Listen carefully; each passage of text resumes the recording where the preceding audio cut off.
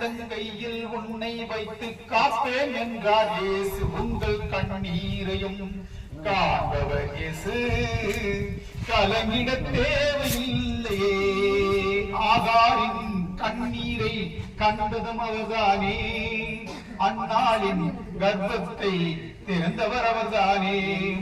ஆகாரின் அன்று மகன் தாகம் தீர்த்தாரே, அந்நாளின் கர்ப்பத்தை இயேசு திறந்தாரே. உன் மனதின் பாரங்களை இயேசு அறிவாரே, உனக்கு உதவி செய்திடவே இயேசு வருவாரே. உங்கள் துக்கம் சந்தோஷமாய் மாறும் என்றார் இயேசு. உள்ளங்கையில் உன்னை வைத்து காப்பேன் என்றார் இயேசு. உங்கள் கண்ணீரையும் காண்பவர் இயேசு, கலங்கிட தேவையில்லையே. ஆண்டவர் மறுபடி லட்சமாகி பிதாவே, இந்த நல்ல வேலைக்காக நீதியுள்ள ஸ்தோத்திரம், கிருபையுள்ள ஸ்தோத்திரம், வல்ல மரிய மகத்துள்ள ஸ்தோத்திரம். எனக்கு அன்பான இந்த மக்களை பார்ப்பதற்கு, விசாரிப்பதற்கு ஆவியான செய்த உதவிகளுக்காக பிதாவாக உண்மை மனத்திலும் வாழ்த்தலும் துதிக்கிறோம்.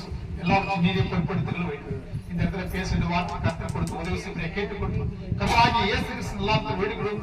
எங்கள் இரக்கமுள்ள நல்ல பிதாவே, ஆமென்.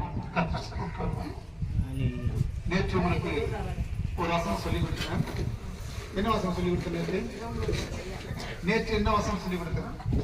இயேசு சத்தம் சகல பாவங்கள் நீக்கி நம்மை சுத்திகரிக்கும். இன்னைக்கு 1 தீமோத்தேயு 1:15 பாவிகளை ரட்சிக்க கிறிஸ்து உலகத்தில் வந்தார். பாவிகளை ரட்சிக்க கிறிஸ்து எங்க வந்தார்? உலகத்தில் வந்தார். யார் பாவி? பாவி. இந்த பூமியில பிறந்த நம்ம எல்லாருமே பாவி.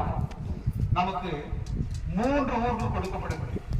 அந்த 3 ஊர் என்ன ஊர்னா, 1 பையூர், 2வது பொய்யூர், 3வது மெய்யூர்.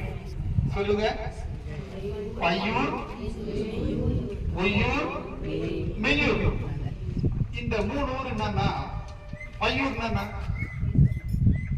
மக்களை பெற்ற மகனை சொல்ல. பையூர் தாயின் இந்த தாயின் கருவில் பையூர்ல உருவான குழந்தை பொய்யூர். எப்படி மனுஷன் நடத்துறான் தெரியுமா?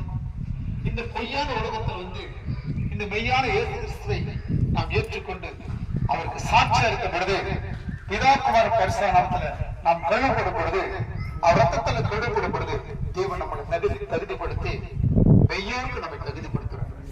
இதான் கர்த்தர். அப்ப கர்த்தருக்கு மகிமையாக கை தட்டுங்க.